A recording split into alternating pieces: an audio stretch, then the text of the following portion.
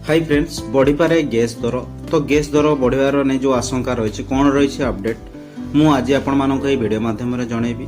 तो चैनल रे नुआ कर आसीथिले चैनल को लाइक करदेबे एवं वीडियोटी भल लगिले चैनल को सब्सक्राइब करदेबे एवं शेयर करदेबे। तबे चलंतु संपूर्ण डिटेल्स जानि नेबा। फ्रेंड्स ईरान युद्ध पई सारा विश्व चिंतार कारण यह द्वारा विश्व बजार रे गैस दर बढ़िबार आशंका रही। ईरान एवं इज्राएल मध्य चलिथिबा युद्ध प्रभाव आपण मानको रोषेई घर रे मध्य देखिबाकू मिलिबो।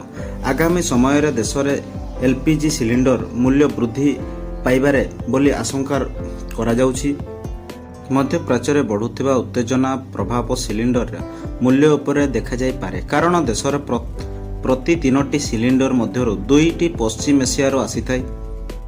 एक रिपोर्ट अनुसार ईरान परमाणु स्थान उपरे अमेरिका आक्रमण जोगु विश्वर सर्वबृहत तैल उत्पादनकारी क्षेत्र पश्चिम एशिया जोगाण बाधाप्राप्त हेबार आशंका सृष्टि होईछि। ईरान होछि विश्वर अन्यतम प्रमुख तैल रप्तानी देश। यह सहित ह्यूमन प्राणी को बंद करने को निष्पत्ति नेइछि ईरान। यह द्वारा शताधिक तेल दर परिवहन बाधाप्राप्त जदि आमे गत 10 वर्ष मध्य भारत में एलपीजी व्यवहार देखा ताहले यह 2 गुण अधिक होईछि। वर्तमान एलपीजी 30 कोटी लोकों घरे पहुंची। प्राय 66% एलपीजी देशरू आसे एवं यार 95% साउथ अरेब यूएई एवं कतार परी पश्चिम एशिया देशगुड़िकरू मध्य आसे।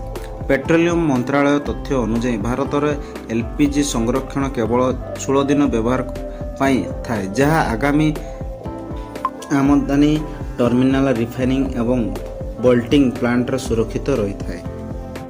अधिक पेट्रोल किणवार आवश्यकता नहीं तथापि पेट्रोल एवं डीजेल क्षेत्र में भारतर स्थिति बहुत भल।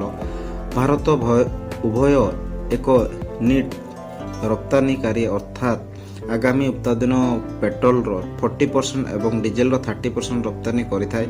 आवश्यक हेले एही रप्तानी परमाणु घरोई बजार स्थानांतरित कर जाई परिबो।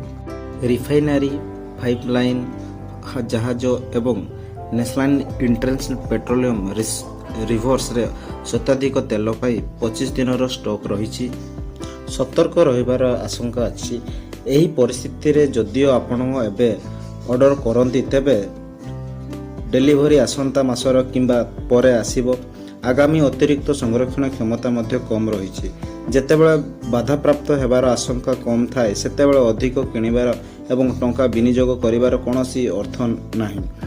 सतर्क रहिबा एवं घरोई ग्रामांचल को सुरक्षा देवा एवं गुरुत्वपूर्ण अटे। तैल मुख्य वृद्धि संलापनकारी समय रे रिफाइनरी कंपनी को प्रभावित करिपारे किंतु पेट्रोल एवं डीजेल खुचरा मूल्य रे परिवर्तन हेबार आशंका करा जाय नाही। सरकार तैल विपणन कंपनी गुडी को गत 3 वर्ष धरी मूल्य स्थिर रखिसेंती एवं विश्व बाजार रे उन्नत पतन सत्ते यह जारी रही।